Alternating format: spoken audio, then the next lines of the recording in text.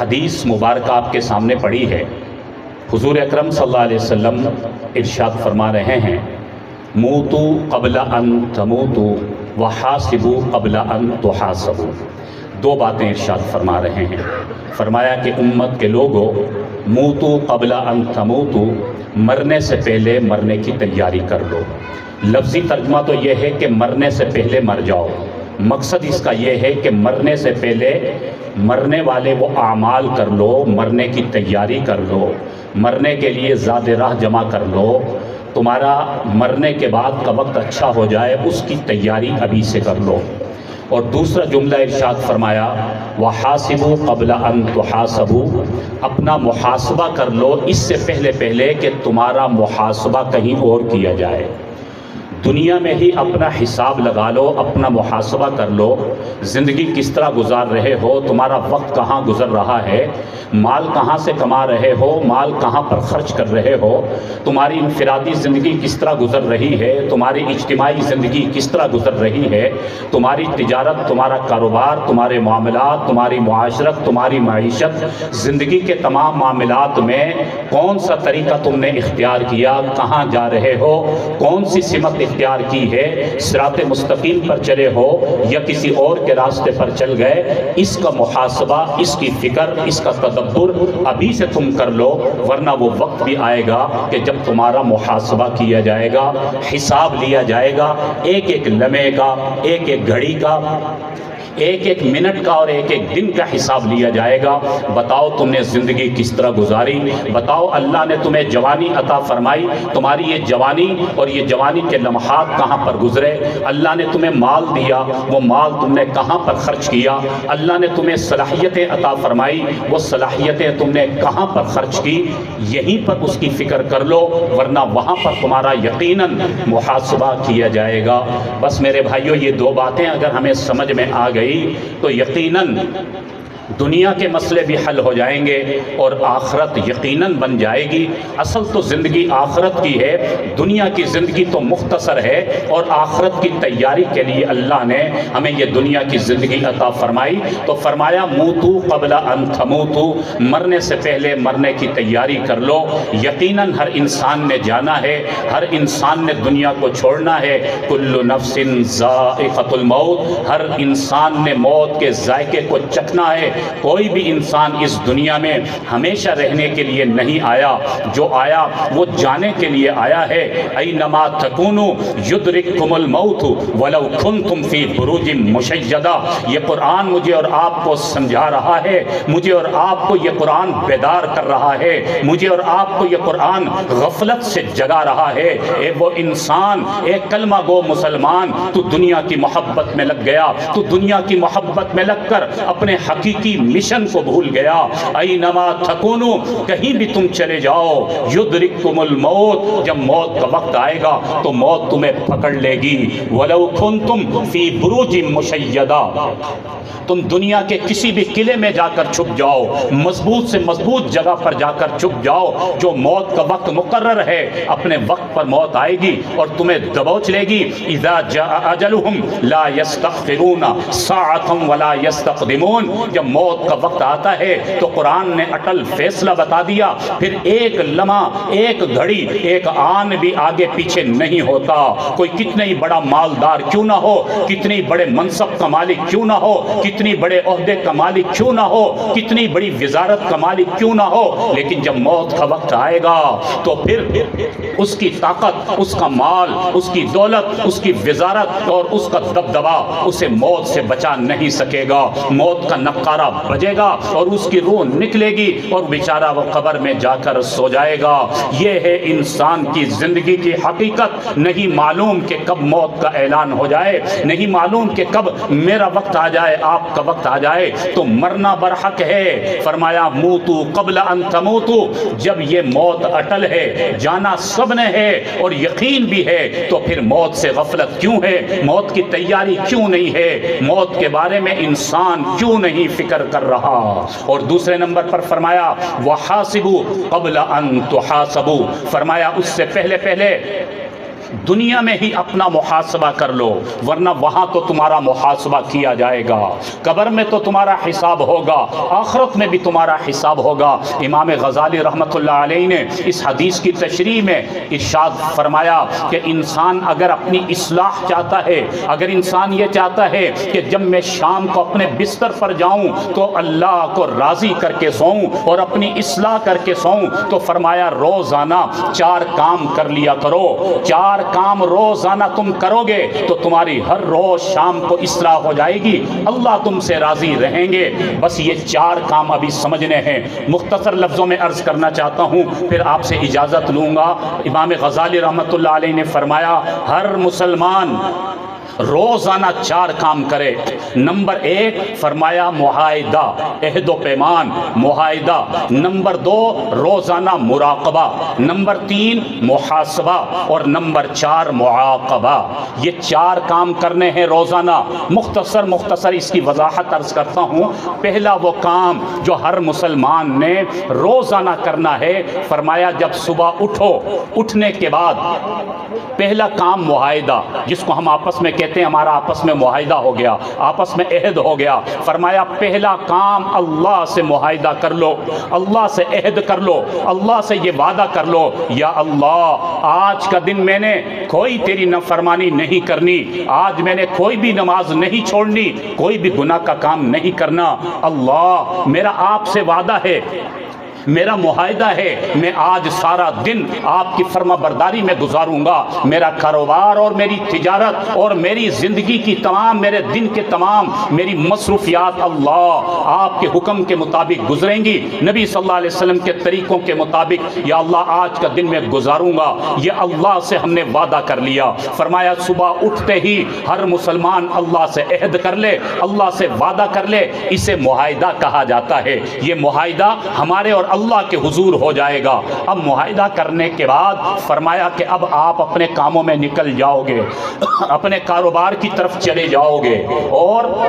فرمایا کہ جب تم اپنے کاروبار میں لگ جاؤ، جو بھی تم کام کرو، ہر کام کرنے سے پہلے تھوڑی دیر کے لیے مراقبہ کر لو۔ مراقبہ کہا جاتا ہے غور و فکر کو، سوچ و بچار کو۔ آپ کاروبار کر رہے ہو، کوئی بھی چیز بیچ رہے ہو، اس فیصلہ کرنے سے پہلے تھوڑی دیر مراقبہ، یعنی کوئی میں کام غلط تو نہیں کر رہا، تھوڑی دیر کی فکر، کہیں یہ کام میں ناجائز تو نہیں کر رہا، ناپ تول کرتے وقت تھوڑی دیر کا ایک لمحے کا مذاکرہ، کہیں ناپ تول میں کمی تو نہیں کر رہا، اگر میں کوئی سودا بیچ رہا ہوں کہیں میں 2 نمبری تو نہیں کر رہا، میں اپنی گفتگو کرتے وقت تھوڑی دیر کا مراقبہ کر لوں، 1 منٹ یا آدھے منٹ یا 10 سیکنڈ کا مراقبہ، یعنی تھوڑی دیر فکر کرنا کہ میں جو گفتگو کر رہا ہوں کہیں جھوٹ تو نہیں کہہ رہا، کہیں کوئی غلط بات تو نہیں کہہ رہا، اس کو مراقبہ کہا جاتا ہے۔ ہر عمل سے پہلے فکر، ہر عمل سے پہلے غور کرنا، ہر عمل سے پہلے سوچ لینے کو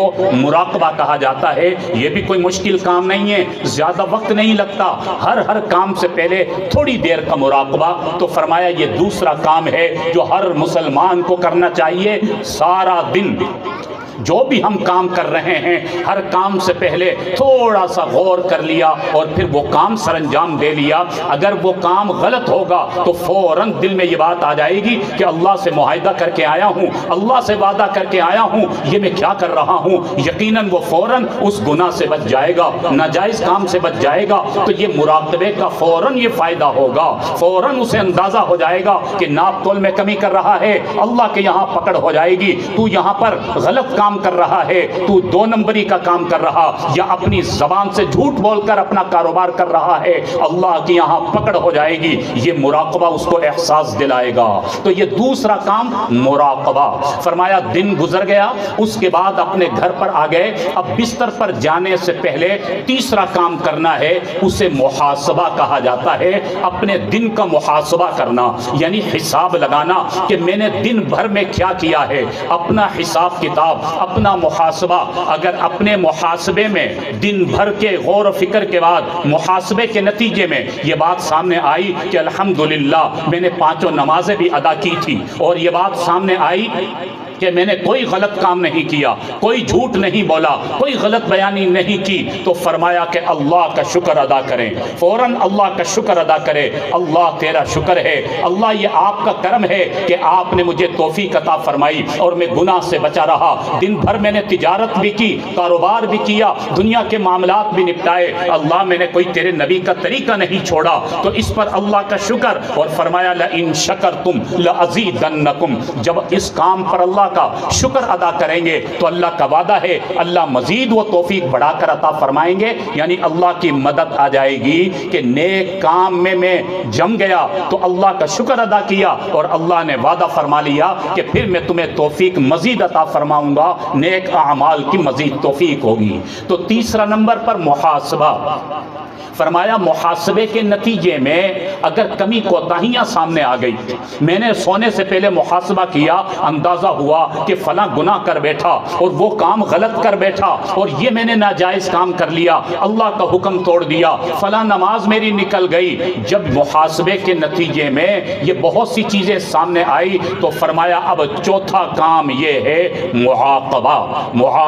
معاقبہ کہا جاتا ہے اپنے آپ کو سزا دینا، اپنے آپ کو سزا کا حقدار سمجھنا۔ فرمایا کہ وہ گناہ جب سامنے آ گئے فوراً توبہ کی، اللہ سے معافی مانگی، اللہ سارے دن میں مجھ سے یہ کوتاہی ہو گئی، یہ کوتاہی ہو گئی، اللہ مجھے معاف کر دے، اللہ سے سچے دل کے ساتھ توبہ کرنا۔ توبہ کرنے کے بعد یہ چوتھا کام ہے کہ اپنے آپ کو سزا دینا۔ سزا دینے کا مطلب کیا ہے کہ شیطان نے مجھ سے یہ کام کروائے اور یہ میں نے گناہ کیے، لہٰذا اس حساب میں اور اس کی سزا میں آج میں 4 نفل پڑھنے کے بعد سوؤں گا یا 8 نفل ادا کرنے کے بعد سوؤں گا۔ اپنے آپ کو نفل کا پابند کرے کہ فلاں گناہ ہوا اس لیے میں نے اتنے نفل ادا کرنے ہیں، تو شیطان تو کبھی نہیں چاہے گا کہ میں روزانہ اتنے نوافل ادا کروں، یہ شیطان ہی تو ہے جو ہمیں گناہوں میں مبتلا کرتا ہے،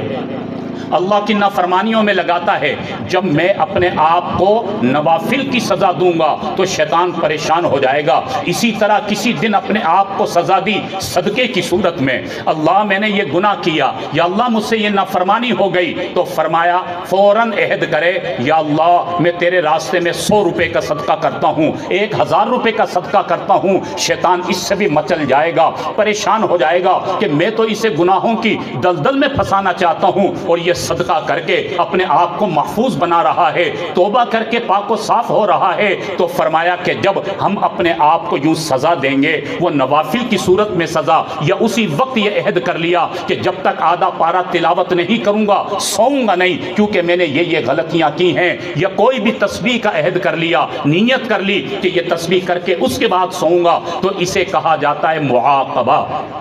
اپنے آپ کو سزا دینا نیکیوں کی صورت میں۔ تو فرمایا جب یہ 4 کام ہوتے رہیں گے، شروع میں تو ایسا ہوگا کہ تھوڑی تھوڑی غلطیاں بھی ہوتی رہیں گی، لیکن جب ان غلطیوں پر نقد اپنے آپ کو سزا دیتے رہیں گے، سونے سے پہلے اپنے آپ کو نوافل میں اور صدقات میں لگا کر پاک و صاف کرتے رہیں گے، تو آہستہ آہستہ اللہ ہماری عادت بنا دے گا، تو روزانہ ہمارا جو دن گزرے گا وہ بھی اچھا گزرے گا، شیطان سے بھی بچیں گے، اور یہ نفس جو ہمیں بہکاتا ہے یہ نفس بھی بہکانا چھوڑ دے گا، یہ نفس مطمئنہ بنے گا، کیونکہ ہم تو اعمال پر لگنے والے ہوں گے اور اپنے آپ کا محاسبہ کرنے والے ہوں گے۔ تو اس لیے میرے بھائیوں وحاسبوا قبل ان تحاسبوا، اس حدیث پر عمل کرنے کے لیے روزانہ یہ 4 کام کر لیا کریں، کوئی مشکل نہیں ہے، 4 کام کرتے رہیں گے انشاءاللہ۔ آج جو ہمیں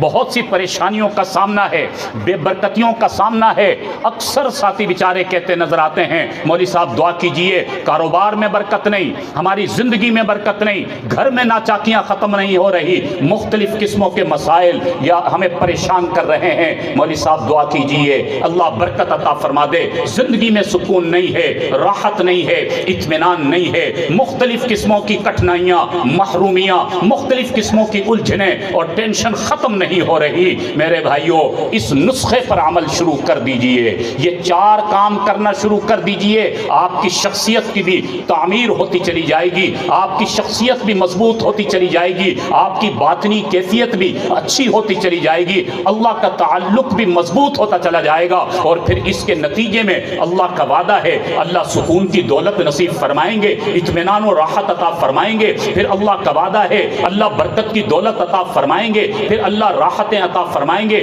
اللہ کی طرف سے عزتیں، عظمتیں، کامیابیاں ملیں گی۔ آئیے میرے بھائیوں، اگر اپنی محرومیوں کا ازالہ چاہیے، آئیے اگر اپنی بے برکتیوں میں برکتیں چاہیے، اگر اللہ کو راضی کرنا چاہتے ہیں تو یہ بڑا آسان سبق ہے۔ مستورات بھی یاد کر لیں، آپ بھی یاد کر لیں کہ روزانہ ہم نے انشاءاللہ 4 کام کرنے ہیں، معاہدہ کر کے جانا ہے، پھر مراقبہ کرتے رہنا ہے، پھر محاسبہ بھی کرنا ہے،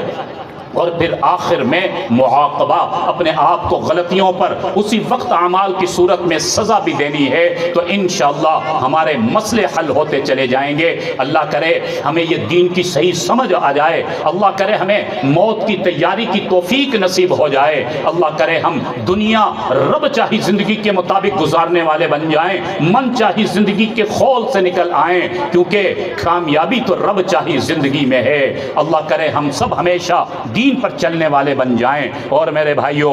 ضروری ہے کہ اپنے مرحومین کو بھی یاد رکھا کریں، اپنے اعمال میں، اپنی تلاوت میں، اپنے صدقات میں، اپنی نمازوں میں، نوافل میں اپنے مرحومین کو یاد رکھنا یہ ہماری ذمہ داری ہے۔ اگر ہم اپنے مرحومین کو یاد رکھیں گے تو جانا تو ہم نے بھی ہے، تو ہمارے پیچھے رہ جانے والے ہمیں یاد رکھیں گے، اور اگر ہم نے اپنے مرحومین کو بھلا دیا تو ہمارے بعد ہمارے پیچھے رہ جانے والے بھی ہمیں بھلا دیں گے۔ تو اپنے آبا و اجداد جو دنیا سے چلے گئے ان کو یاد رکھا کریں، اپنے صدقات میں، تلاوت میں، نوافل میں، اور جو عزیز و اقارب جن کو ہم یاد رکھیں گے یقیناً ان کو یہ ہمارا ایصال ثواب ہی کام آئے گا۔ اس لیے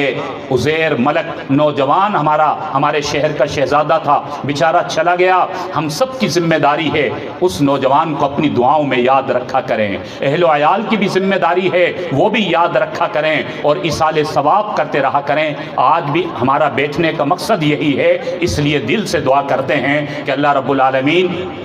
مرحوم عزیر ملک کو اللہ تعالیٰ جنت الفردوس میں اعلیٰ مقام عطا فرمائے، اللہ تعالیٰ کروٹ کروٹ انہیں راحتیں نصیب فرمائے، اللہ تعالیٰ ان کے پسماندگان کو صبر جمیل عطا فرمائے، خصوصاً والد محترم ملک عبد المجید صاحب اور بچے کے نوجوان کی والدہ محترمہ اور ان کے بھائیوں کو اللہ سب کو صبر جمیل عطا فرمائے، اللہ تعالیٰ اس نوجوان کے درجات کو مزید بلند فرمائے، اللہ بخشش کے پروانے عطا فرمائے، جو ہم نے نیکیوں کی باتیں کی ہیں اللہ اس کا ثواب بھی انہیں عطا فرمائے۔ وآخر دعوانا ان الحمدللہ رب العالمین۔